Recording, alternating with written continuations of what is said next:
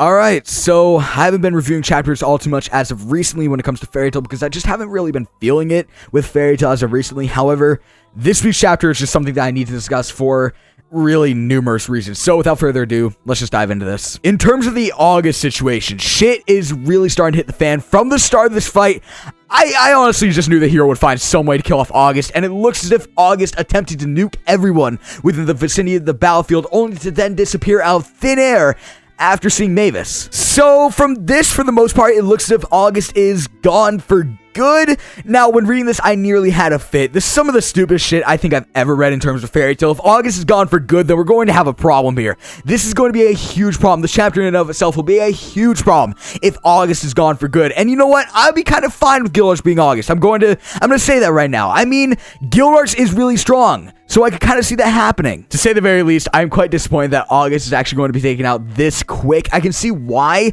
I guess, because Gildarts would be capable of taking him out, as he is a very, very strong character and did actually find out the ins and outs of August's magic, August's weakness, etc., etc. But I feel as if there's just still something wrong with it. However, this is practically committing suicide with no repercussions for the enemy whatsoever.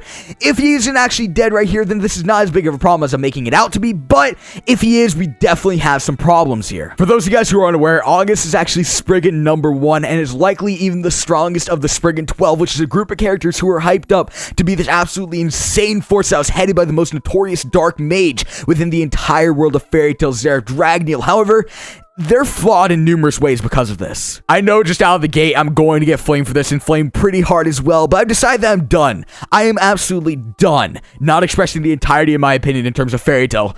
Oh boy, Hiro Mashima. Let's talk about Hiro Mashima a little bit. He's a great writer in some respects, but flawed in others. He really does stand out in terms of characters' flashbacks, example being with Eileen's flashback back in 515, and people all across the Fairy Tail community were calling chapter 515 of Fairy Tail chapter of the year, and I'm not going to deny that it was a fantastic chapter as far as Fairy Tail goes as well. Hiro Mashima is absolutely fantastic at hyping characters up to a fault. He hypes them up, but so much of the execution is so poor when it comes to these characters. Hence the hype for people like Eileen, especially added on to with chapter 515, where people were thinking that Urza would never, ever in all of her years be able to beat basically the mother of people like Akhenaten, mother in a figurative sense, of course, but we saw how that went down in 519 with the execution side of things. This has been the problem with really all the Spriggans. A group hyped up to be this huge force that will never be stopped hasn't taken down a main character, a character part of the main cast once, which to say the very least is surprising and shouldn't happen. To improve this flaw, I think that Hiro Mashima in the future needs to stop listening to people who don't want death to happen within Fairy Tail. This is a war.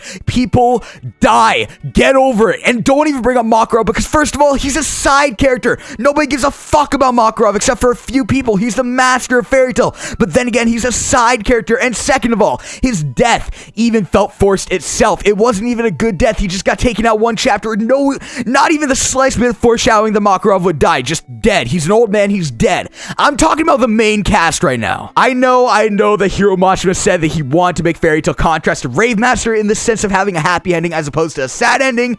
However, there are many ways to have characters die and still have a happy ending, and I don't think that Hiro Mashima realizes that along with the remainder of this community. Fact of the matter is, this is a war arc. A war arc. People are supposed to die. It is as well, on top of that, the final arc of Fairy Tail. Yet no major deaths whatsoever on the Fairy Tail side of things. Now we have August over here, the son of Zeref and Mavis, and he's about to be taken out himself. Spriggan number 1. All the Spriggans will be taken out by that point in time. Sure, we have Zeref and Akhenaten to look forward to. However, with the way things have been going, I'm not even too sure how much faith I have in them, which is really saying something. That right there is my actual opinion on this arc thus far. People will likely bring up past videos where I said that this arc was amazing and whatnot, all that shit, but I want to point out that that was around the time where e.n.d versus Grey was going on, and up until the point where Urza stepped in, you know what, fuck Urza, I'm gonna say that right now. It was a fantastic fight. This arc, in my opinion, has been very bad, and it sucks. It absolutely sucks. It bites me in the ass that this is the final arc of Fairy Tail. Just absolutely awful. Rants aside, though, we see Mavis get her hands on the book of e.n.d, which is actually going to lead some very interesting turnouts, seeing as we have not seen Zeref actively fighting one another a fight. I really hope Hero doesn't bust, but at this point in time, I can really see it being fucked up. As well, we have a very interesting confrontation taking place between Natsu and Zeref, where Natsu's actually trying to kind of snap Zeref out of this current mentality.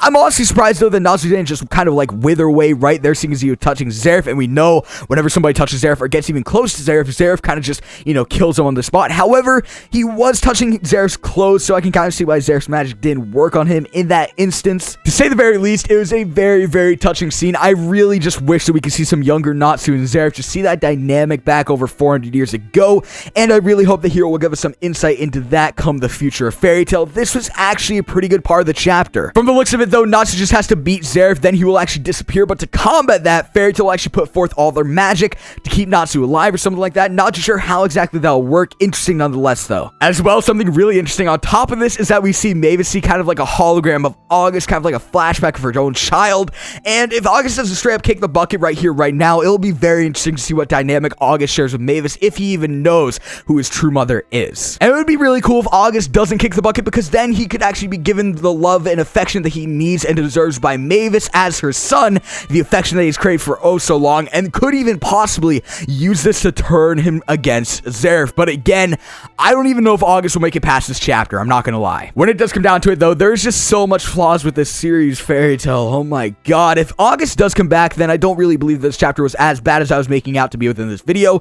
But overall though, I didn't particularly enjoy this chapter because of this. The Natsu vs. Zeref stuff was really cool, but the rest was, oh boy, didn't sit well with me. Leave a like to show your support, subscribe if you're new. Peace.